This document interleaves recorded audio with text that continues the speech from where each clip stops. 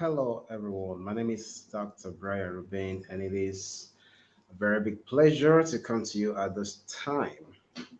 And no matter where you're watching from, I want to welcome you. So, I want to have some very short conversation with you right now. You see, my thing is I'm always committed to helping you achieve more, create more results. One of the fundamental things that we understand about business is that success in life and in business are consequences of making the right choices. Not too many people understand that. You see, success does not happen by chance. It is always the outcome of making the right choices. When people make the right choices, the effect, the result of that is success. In science class, you learn about what they call dependent and independent variables. Now, success in life or business, your outcomes are dependent variables. In other words, they are the consequences of your choices. If you make the wrong choices, you're going to have the wrong results. And you see, what choices you make depends on your perspective. Your perspective depends on your exposure. You see that? Your exposure is what determines the kind of decisions that you can make, the quality of choices that you can make. These choices and the consistency of them, all right, determines your outcome, your results. So many times I like to advise people to focus on making the right choices. If you can set up a system that enables you make the right choices consistently, you're gonna have the results you want. All right. So I want to talk about the starting point of all business success today. There is a starting point of all business success. All right. See, so there is a starting point, and that's what I want us to look at this time. And I want to believe that you are ready for us to roll along having this conversation right now. This is going to help you tremendously. All right, it's going to help you tremendously. When people are not say, when the results that you desire does not seem to be matching your expectation, the right thing to do is to take a critical look at the micro elements that make up your life. In other words, the decisions and choices you make on a consistent basis. If you take a look at the decisions and choices you make at a consistent basis and review those decisions and those choices, you have the results. I mean, you'll be able to change them. All right. You see, even Socrates has said a life that is not examined is not worth living. True. You've got to be able to examine and constantly re-examine your business if you are looking to having a great outcome. All right. So in the efforts to get your results done, it's very possible to lose sight of the critical factors of business success. So I said my idea today is to deal with the starting point of our business success. And this is going to be running a series. I hope that we can do this for a couple of days beginning from today. So you watch this space, all right? You watch this space so you can follow this series.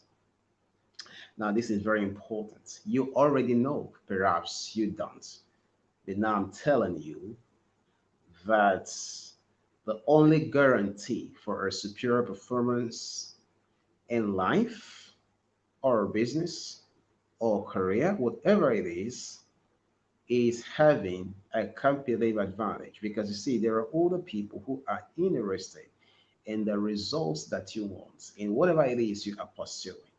It could be a job, it It could be performance. It could be promotion in the office. Whatever it is, other people are interested in that.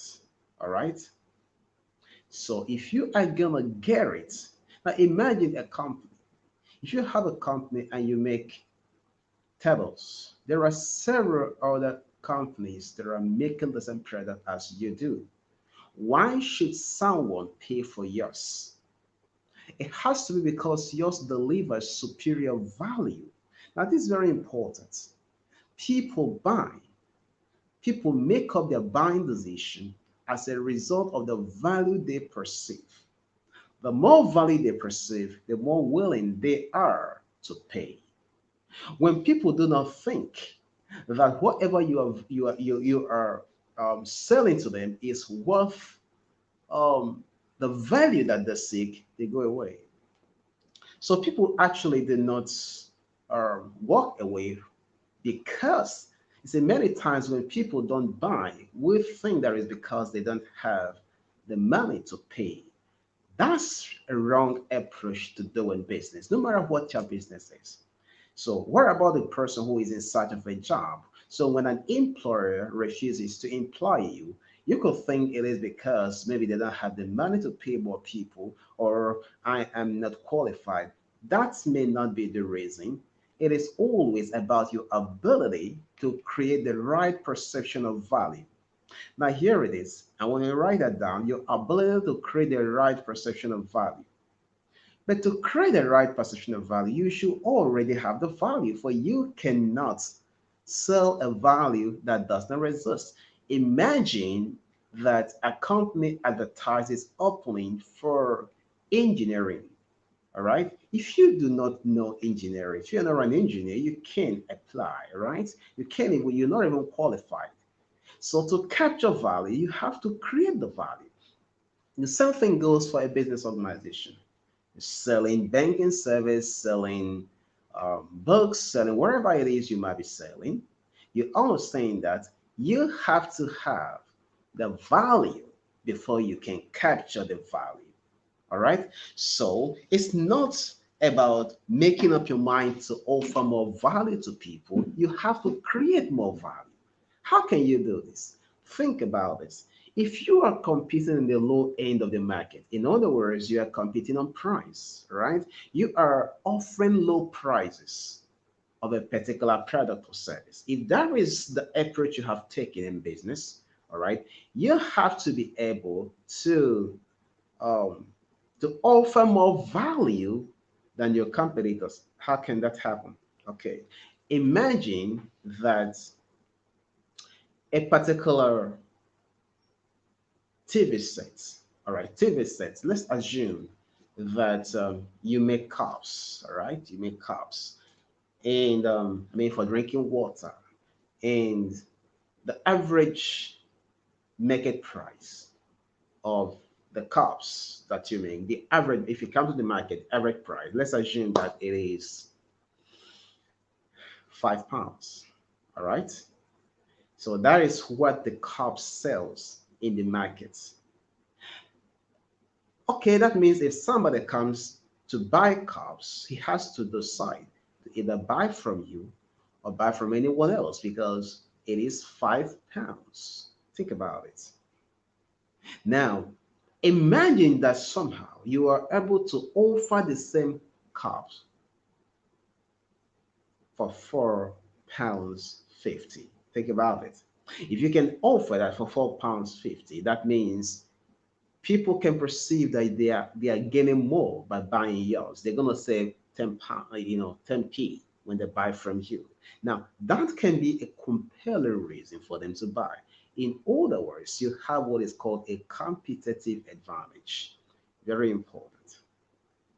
Very important. Now, because of this competitive advantage, people have a reason to choose you. And your competitive advantage is because you are offering more value for less amount that all of the competitors. Now, but for you to be able to actually offer that value without losing, because say if you are now losing money, you are cutting price to lose money. That's not a very smart approach to business. All right, it's not a very smart approach to business. So what you do is you find a way to manage your cost of production, manage your activities in your value chain so that your cost is lower than what that was obtainable with your competitors. Now, because your cost is lower, assuming that it costs your average your competitors, it costs them £4 to produce a car. So everybody produces at £4 and sells at five. But somehow through superior technology, superior knowledge, or superior management of supply chain or whatever, you are able to lower the cost of your own production to £3.50. Now think about it. The implication is that before you come to the market, you've gained 50p. So you can afford to sell at 450 without losing value. If others try to sell at the same rate, they lose 50. You understand that? Okay, so now that is how to think about business. All right, that's how to think about business. Now, so that means you have what is called a competitive advantage. So you already know that the fundamental factor in having a superior performance is having a competitive advantage. Because you have an advantage over the competition, you can afford to offer more value, all right? And people are looking for more value. So you create more value, you advertise more value. That means talk about it so that you can create the right perception. And people respond because they want more value. You know, Peter Drucker said that there are only two duties of the enterprise, and he said it's innovation and marketing. How true. Innovation means finding new ways of solving problems. Marketing means letting those for whom the solution has been created become aware of the solution you've created. Once you do that, you can be guaranteed, pretty much guaranteed, that you will capture value, superior value. Now, this is very important, and not too many people realize that. So, I'm hoping today that you can get a hold of what I'm sharing with you and begin to apply it in your life. Now, what if you are in search of a job, you have a job? How? Well, the same logic applies. But there has to be something different about you from the rest of other people.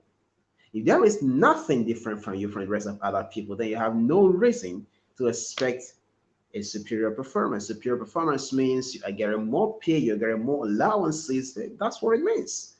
You're having superior performance. You have more opportunities because you are offering a greater value. That's what happens when you improve yourself. So when you improve yourself, you become more efficient, you become more effective at the same time.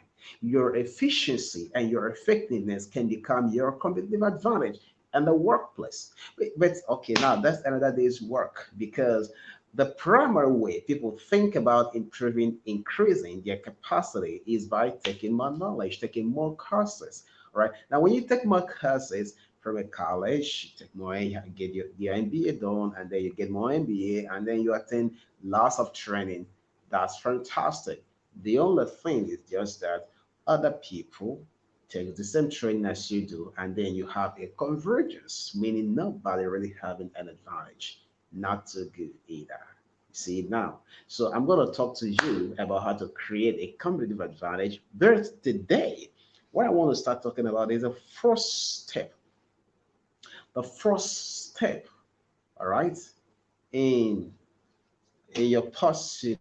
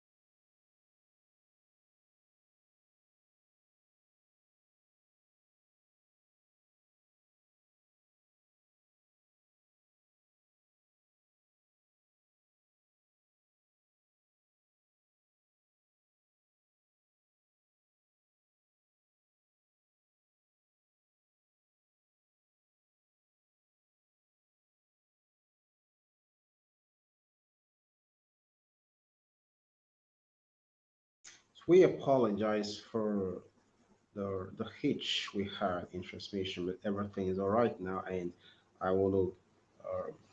I'm sure that you can hear me very well. So I was saying that you have no right to expect superior performance except you can create superior value. And to do that, well, you need what they call strategy. Okay, whether you are working whether you're working for somebody and you're seeking to rise, or you are working, you are running a business. All that's the same.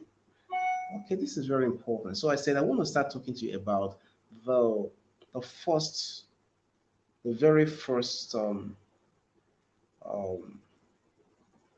the first fundamental place when you're thinking about superior performance. This is the first thing you think about. All right, you are looking at this the first step. All right, creating a successful business, right? So what is it? Well, I've talked about value. But to create value, you need to have a clear idea of the value you want to create.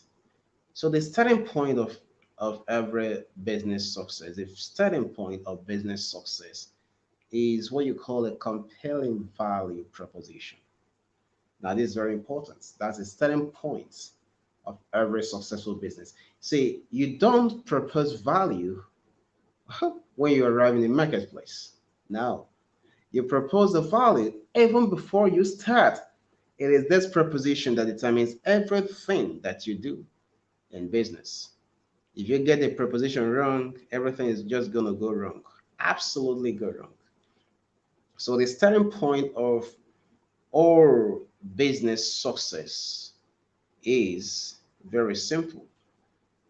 It is called a compelling value proposition. All right, compelling value proposition. So the key thing, the first thing you do is to identify the the segments or the market for which you intend to serve, which you intend to create value for. It is the identification of that market. Once you identify the market, everything becomes pretty easy. After identifying the market, then the next thing is to create the value that is fit for that market. You see, many people never do this.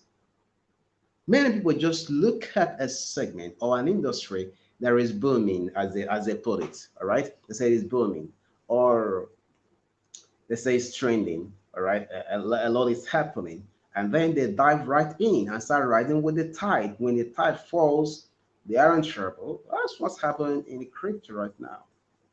See, there's a time when the thing was rising, everything was booming, everything was happy. Now it's gone down, and all of the people are in trouble. Meanwhile, veteran investors like Warren Buffett will tell you, be afraid when people are greedy, when the market is greedy, right? And be greedy when they are fearful. Think about it. That's how the man thinks, all right? When you say be fearful when others are greedy, and be greedy when others are fearful. A greedy market is looking good. Everybody wants more and more and more. Everyone wants to get something out of this. Say be careful because it comes spiraling down and everything you've got goes in with it. It's a bit be greedy when others are fearful because see, it is in turbulent situations that you can capture the best of value. See, turbulent situations. But you have to learn how to deal with turbulent situations. If you don't know how to deal with it, you capture nothing. That's the problem. You capture nothing except you learn how to do it. So I said that I want to talk to you about how to frame compelling, effective value propositions. And I say you start out by identifying an industry. All right? Very important. Many don't do this. Many are moving mindlessly in business. They are mindlessly committed to what they don't even understand. How can you expect to have superior value if you have an unintelligent approach to business, why do people gamble with their resources? Why do people do that? Because of ignorance. And you see, also, you have the situation where people don't do anything, they don't invest, they don't take action because they say we don't have the money. When in the world did money become the determinant of a successful business? Somebody said, "Nah, you're crazy. Are you saying money is not important?" Who said money is very important? I say it's not the primary factor. The primary factor, what gives life to business, what gives life to business is not money. What gives life to business is insight into how the system works. Donald Trump said, success is knowing how the world works. The world of banking, the world of politics, the world of um, energy, the world of oil and gas. Success is knowing how the world works. Very important. Never forget this. Don't forget this. That's what success is about. It is knowing how the world works. Once you understand how the world works, everything is going to be fine for you.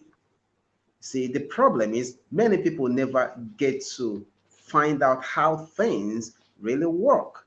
They don't. They just committed mindlessly, like I said, to what they think is working, and that's wrong. That's very wrong.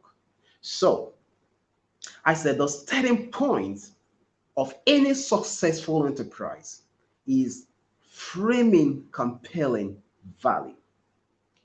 So, but you've got to identify the market you want to serve. And here's something very important. You don't get into business because of your own needs. Wrong approach.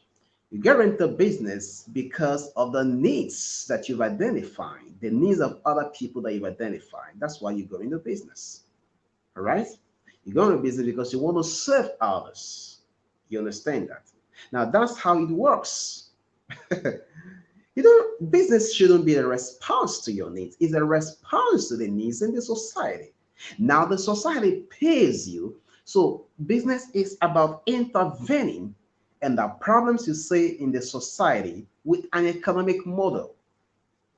Why should you intervene with an economic model? Because you need to sustain it. You see, first of all, this is very important. I don't know how if I'm even able to get into framing effective value proposition today because I don't intend to be here for a lot of time.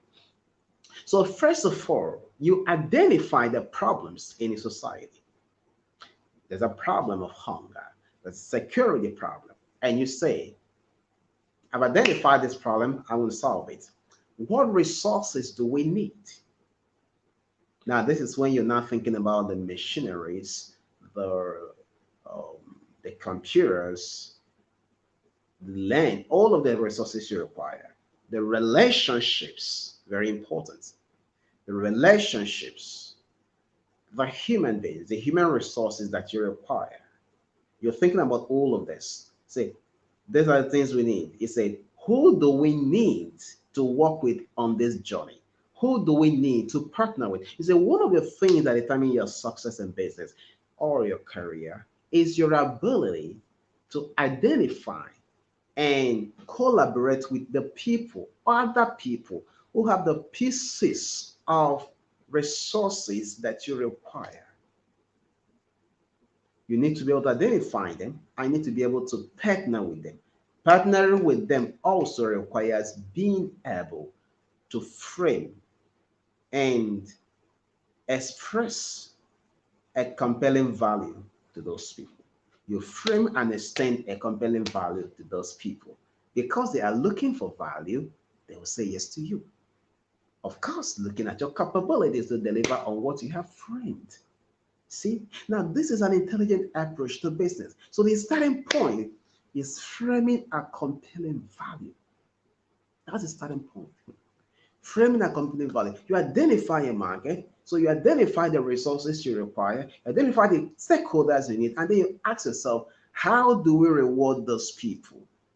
By asking that question, you can understand how to reward them, and then you turn your answer into a proposition for those group of people. And then business success happens. I said, this is the starting point. That's not all you need. But that's the starting point. If you miss this fundamental point, you're gonna get every other thing wrong. See, you're gonna have a lousy average, and you don't want a lousy average. You want a successful. You want an intelligent average. I kind of emphasize the importance of framing a compelling value for the right markets. So business is very important. You don't just get into it because you've got some money saved up. And you don't shy away from it because you think you don't have money. You understand that?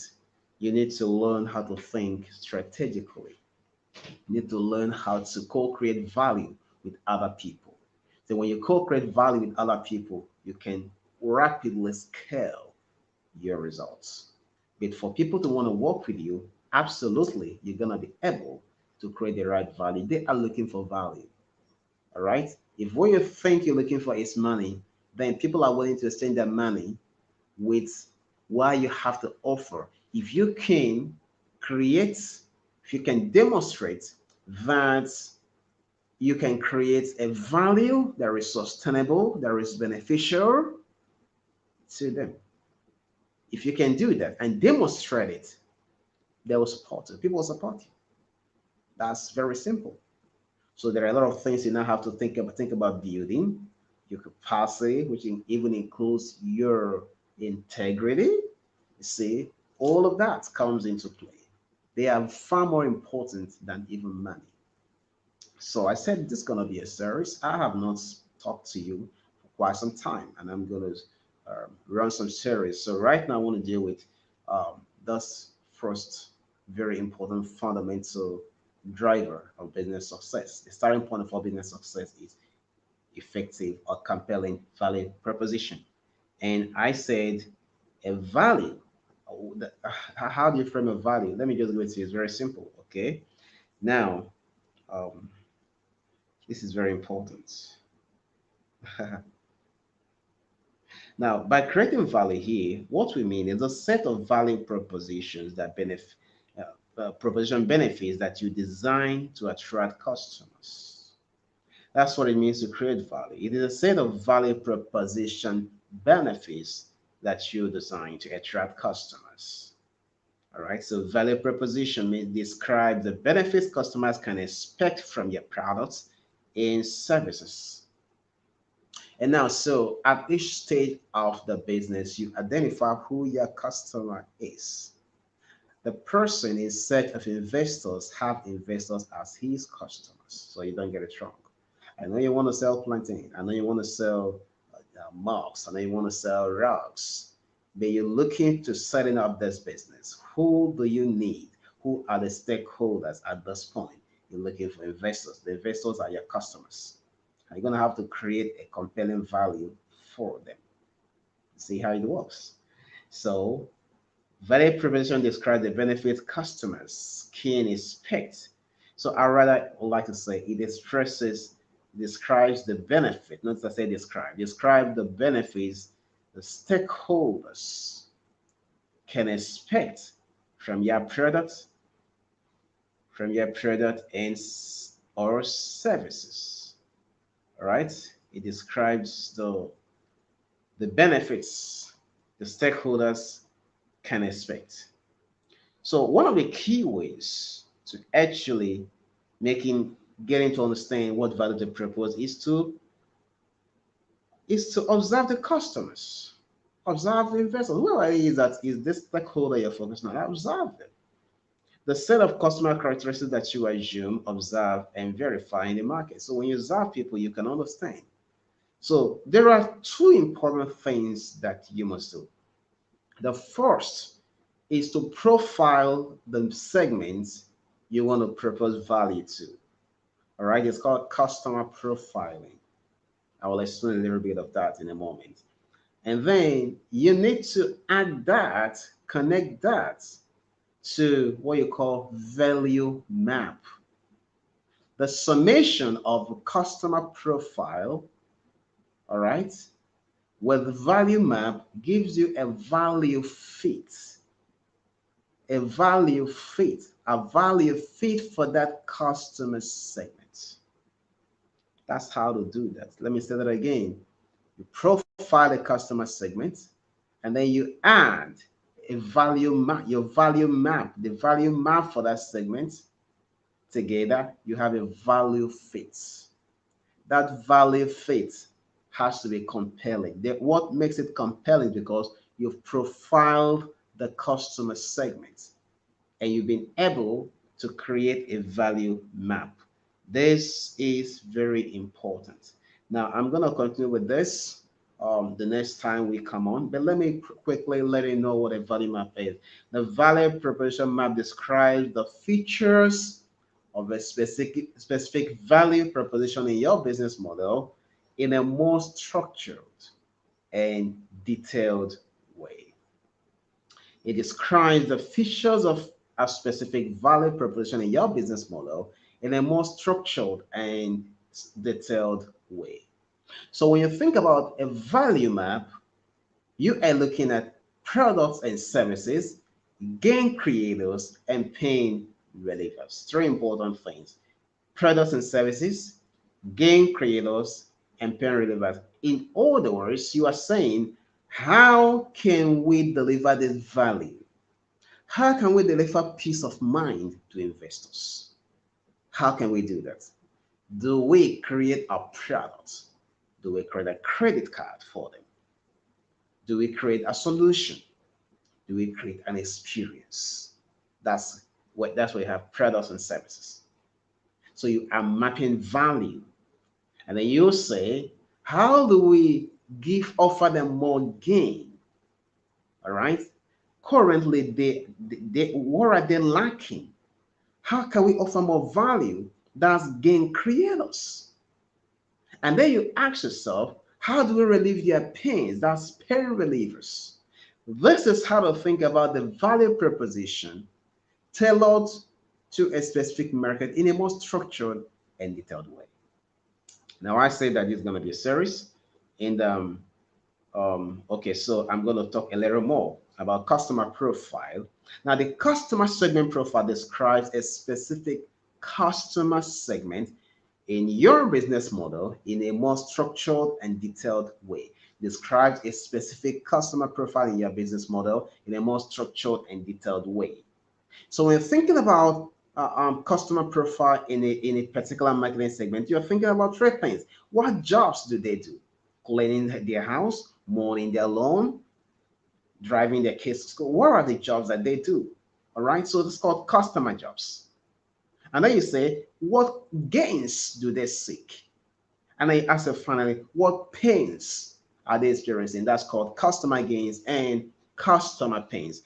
And if you do that, you're going to be able to, if you add the results you get to your value, your value map, all right, which I already told you about, you arrive at a value fit for that segment. I'm going to be talking to you more and more about this. So tomorrow we start dealing with tomorrow on Wednesday, I come online, we start dealing with value with customer profile, and I'll show you how to actually um, profile a segment, and you're going to apply that in your business and have massive results, incredible results.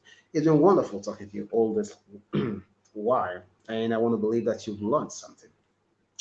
Go to www.brianruben.com. When you go there, you're going to find lots of amazing resources that's going to help you.